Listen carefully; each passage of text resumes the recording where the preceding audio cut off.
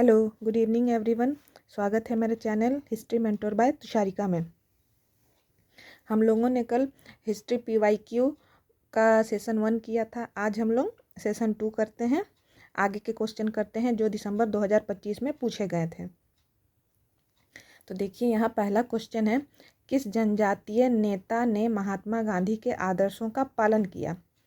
तो इसमें ऑप्शन में दिया है बिरसा मुंडा, दूसरा है तात्या भील, तीसरा है अल्लूरू सीताराम राजू ने, उसके बाद चौथा है माला पांडाराम।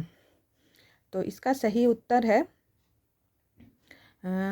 तीसरा नंबर है अल्लूरू सीताराम राजू, जिन्होंने आंध्र प्रदेश में ब्रिटिश औपनिवेशिक शासन के खिलाफ रंपा विद्रोह का नेतृत्व किया था। रंपा विद्रोह 1922 से 1924 तक चला था। रंपा विद्रोह दमनकारी मद्रास वन अधिनियम 1882 के विरोध में शुरू हुआ था। रंपा विद्रोह को मानियम विद्रोह भी कहा जाता है। तो हम लोग जो ऑप्शन ए में है बिरसा मुंडा, 2 में है तात्या भील और चौथा में है माला पांडाराम के बारे में भी जानते हैं। क्योंकि पीवाईक्यू करने का ही हमारा उद्देश्य होता है कि हम लोग एक एक चीज़ को अच्छे से पढ़ें, ताकि हम लोगों का कॉन्सेप्ट क्लियर हो जाए और एग्ज़ाम में भी अगर किसी भी तरह से सवाल पूछे जाए तो उसको हम आंसर कर सकें। तो बिरसा मुंडा झारखंड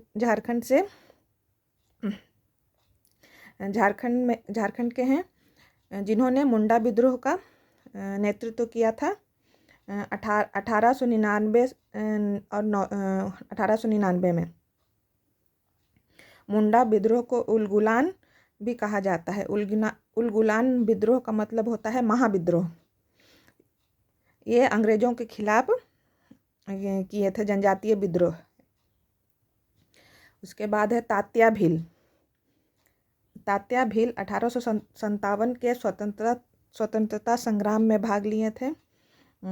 इन्होंने गुरिल्ला युद्ध का सफल संचालन किया था। गुरिल्ला युद्ध का मतलब होता है छापामार युद्ध। उसके बाद तात्या भील को भारत का रॉबिन हुड भी कहा जाता है। ये सब आप लोग नोट डाउन करते जाइएगा। और चौथा है माला पांडाराम किसी व्यक्ति विशेष का नाम नहीं है। ये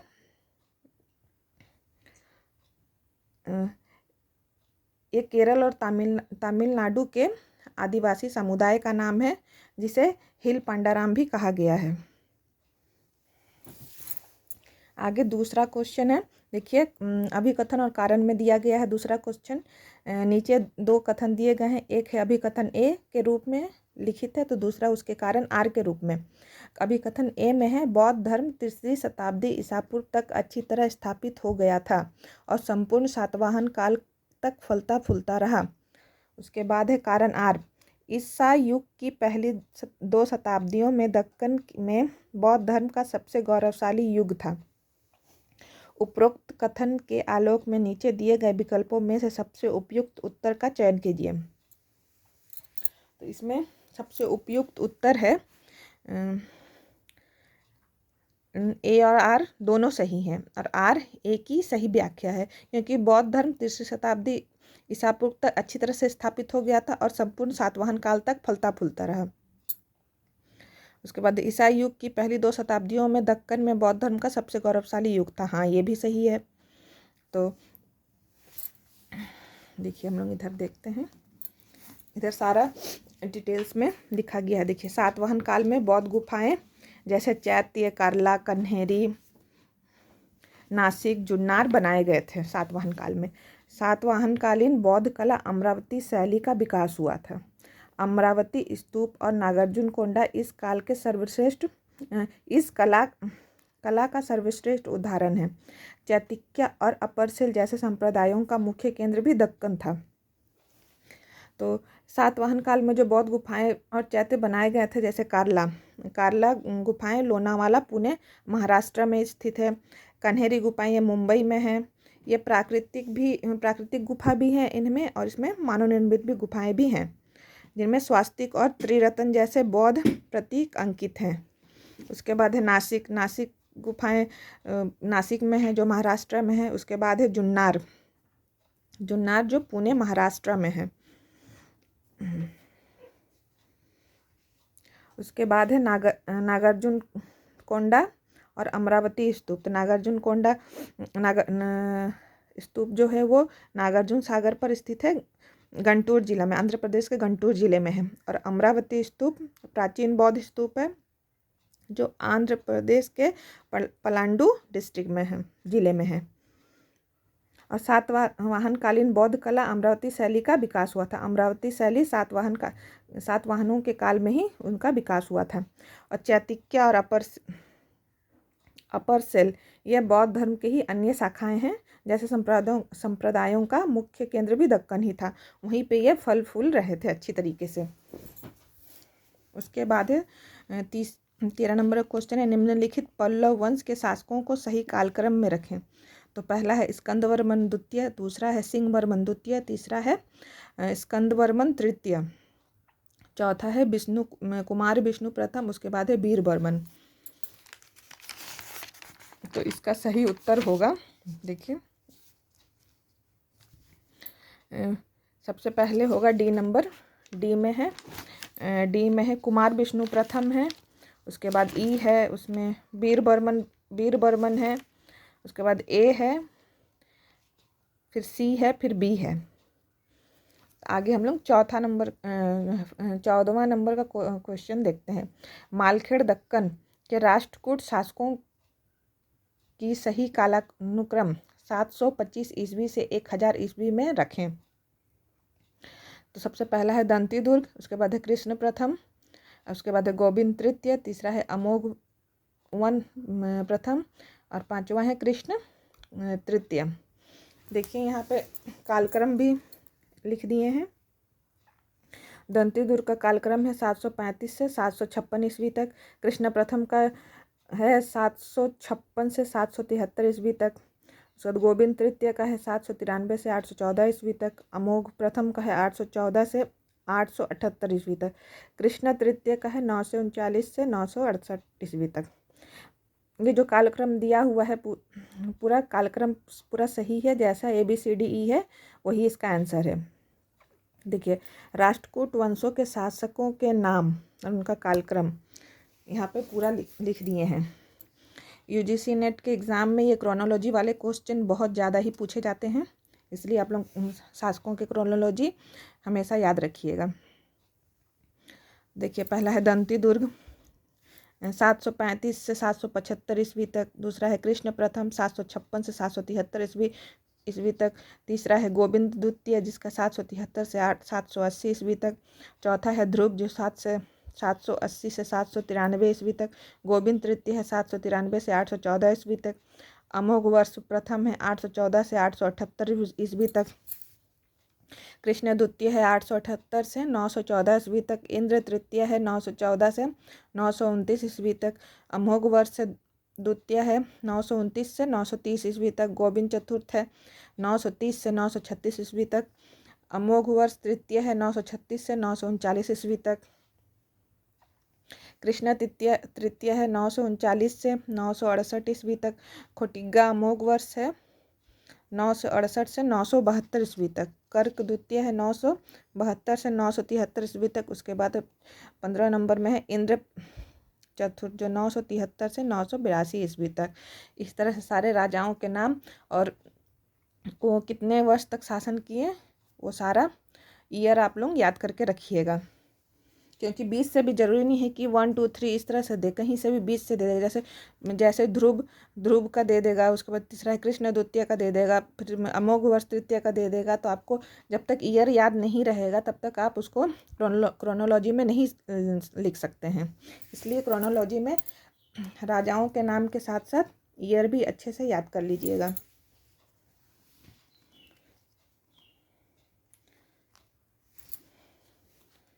उसके बाद है 15 नंबर का क्वेश्चन है, क्वेश्चन नंबर 15 है। भारतीय प्रेस के इतिहास के बारे में निम्नलिखित में से कौन से कथन सही हैं? देखिए इसमें है लॉर्ड वेलेस्ली ने 1799 में सेंसरशिप लागू की।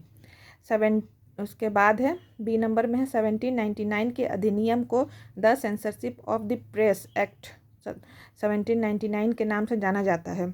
Lord William Bentinck the liberation of the Indian press act 1935 लेकर आया। प्रेस प्रतिबंध अधिनियम 1857 में पारित किया गया। ई नंबर में है वर्नाकुलर प्रेस एक्ट 1700 में पारित किया गया। तो इसमें से देखिए लॉर्ड वेलेस्ली ने 1799 में सेंसरशिप लागू की, ये भी सही है, ए भी सही है। फिर बी नंबर में है 1799 के अधिनियम को the censorship of the press act 1799 के नाम से जाना जाता है, ये भी सही है। उसके बाद है Lord William Bentinck the liberation of the Indian press act 1835 लेकर आया, हाँ ये भी सही है। उसके बाद डी नंबर में है प्रेस प्रतिबंध अधिनियम 1857 में पारित किया गया था, हाँ ये भी सही है। उसके बाद ई नंबर है वर्नाकुलर प्रेस एक्ट 1700 में पारित किया गया था, नहीं ये गलत है। Press act vernacular press act 1878 में पारित किया गया था, नहीं 1700 में नहीं, इसीलिए इसका आंसर हो जाएगा ए बी सी डी, ई गलत है। उसके बाद है 16 नंबर, क्वेश्चन नंबर 16 है स्थानीय स्वशासन के लिए प्रांतीय बिल की शुरुआत किसके अधीन की गई थी? तो ऑप्शन में दिया हुआ है Lord Ripon, Lord Chelmsford, Lord Morley और लॉर्ड मेयो। तो इसका आंसर हो जाएगा लॉर्ड मेयो, जो 1970 में स्थानीय स्वशासन के लिए प्रांतीय बिल की शुरुआत 1970 में की थी लॉर्ड मेयो ने। लॉर्ड मेयो का क्या योगदान है भारत में? तो देखिए योगदान है राजस्व संग्रह और प्रशासनिक दक्षता में सुधार। जो भी कलेक्शन था, राजस्व सुधार मतलब जो भी कर जो आते थे, जो भी टैक्स आते थे, उसका संग्रह और प्रशासनिक दक्षता में सुधार किए हैं।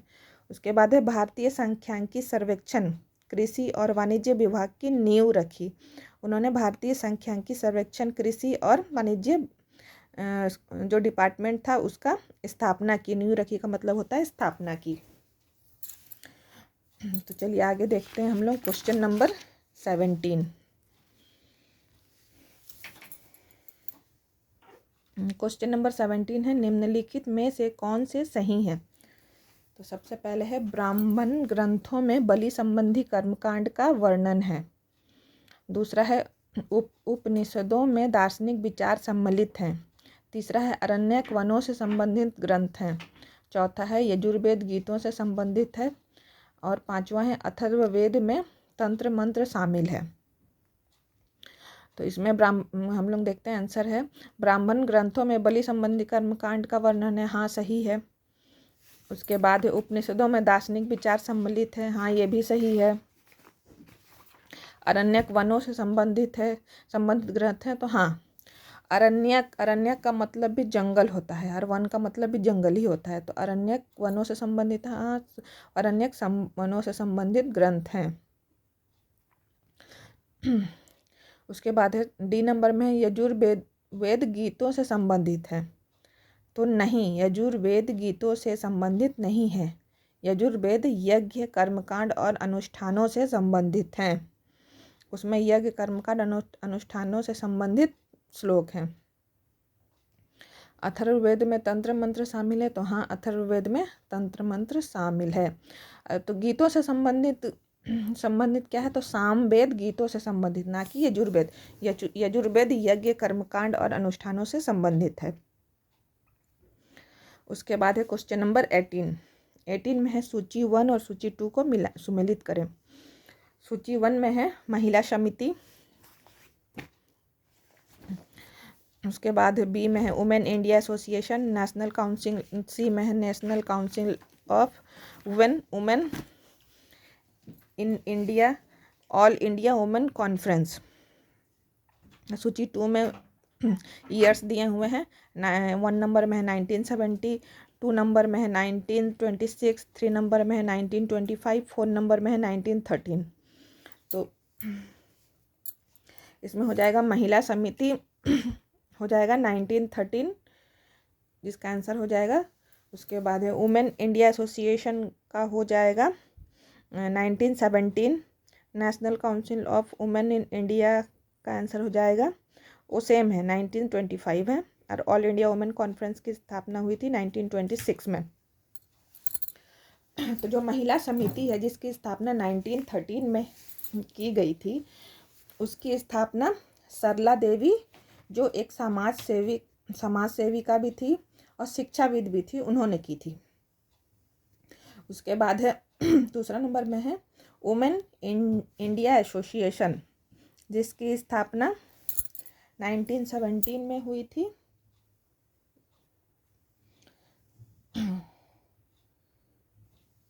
उसके बाद तीसरा नंबर में national council of women India association की स्थापना किसने की थी 1917 में? तो इसकी स्थापना की थी एनी बेसेंट और मार्गरेट कजिन्स ने मद्रास एडीआर में की थी। उसके बाद national council of women in India की स्थापना 1925 में हुई थी, और इसकी स्थापना किसने की थी? लेडी मेहरबाई टाटा और लेडी एबरडीन ने। एबरडीन अंतर्राष्ट्रीय महिला परिषद की थी।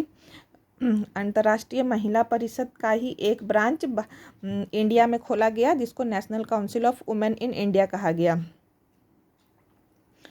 उसके बाद है D number all India women conference, जिसकी स्थापना हुई थी 1926 में, और इसकी स्थापना की थी मार्गरेट कजिन्स ने। मार्गरेट कजिन्स एक आयरिश लेडी थी।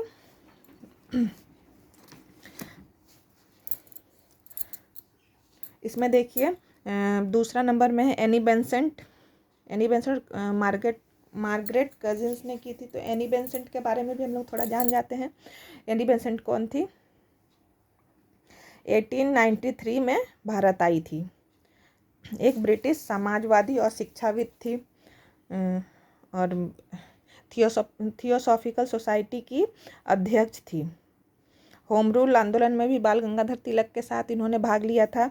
उसके बाद मदन मोहन मालवीय जी के साथ मिल करके एनी बेसेंट ने BHU की स्थापना की थी। BHU जो अभी हम लोग बनारस हिंदू यूनिवर्सिटी के नाम से जिन्हें हम जानते हैं। आगे हम लोग देखते हैं क्वेश्चन नंबर 19।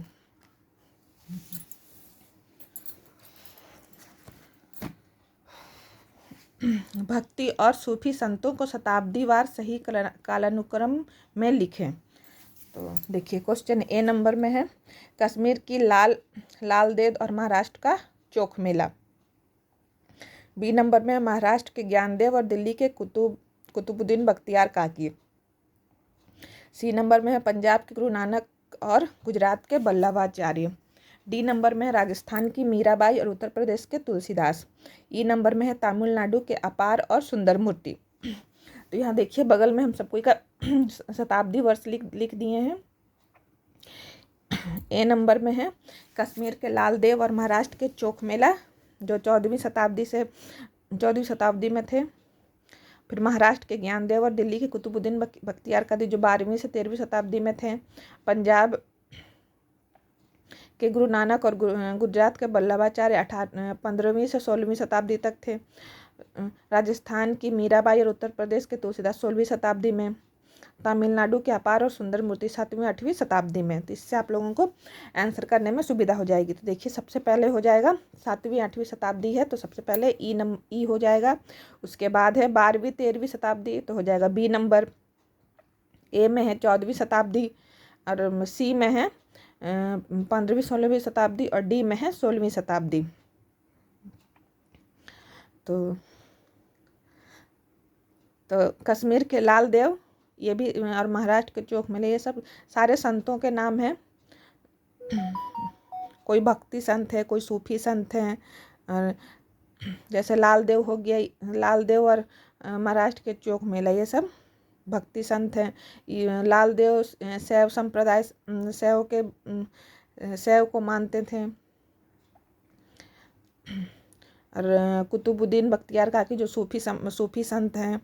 उसके बाद गुरु नानक थे, सिख धर्म की स्थापना की थी और गुरु नानक सिखों के प्रथम गुरु भी थे। गुजरात के वल्लभाचार्य जिन्होंने आदित्यवाद का शुद्ध आदित्यवाद का प्रतिपादन किया। उसको राजस्थान की मीराबाई जो भक्ति संत थी। उत्तर प्रदेश के तुलसीदास ये भी भक्ति संत थे, और ज्ञानदेव ये भी भक्ति संत थे। तमिलनाडु के अपार और सुंदर मूर्ति ये भी संतों के ही नाम हैं। ये सारे संतों के नाम हैं और सबको उसके ईयर के अनुसार उसको क्रोनोलॉजी में सजाना था। तो सिर्फ राजाओं के नाम भी क्रोनोलॉजी में नहीं आते। देखिए संतों के नाम वो कब कब थे, कौन से शताब्दी में थे, उनका भी क्रोनोलॉजी आता है। इसलिए क्रोनोलॉजी पे ध्यान दीजिएगा, ईयर्स पे ध्यान दीजिएगा। उसके बाद है क्वेश्चन नंबर 20। अमीर खुसरो की किरान उस सादीन किससे संबंधित है? तो पहला है कैक्यूबाद और बुगरा खां की मुलाकात, दूसरा है देवल रानी और खिलजी खां की प्रेम कथा, तीसरा है मुबारक शाह खिलजी की विजय गाथाएं, और चौथा है गियासुद्दीन तुगलक की विजय गाथाएं।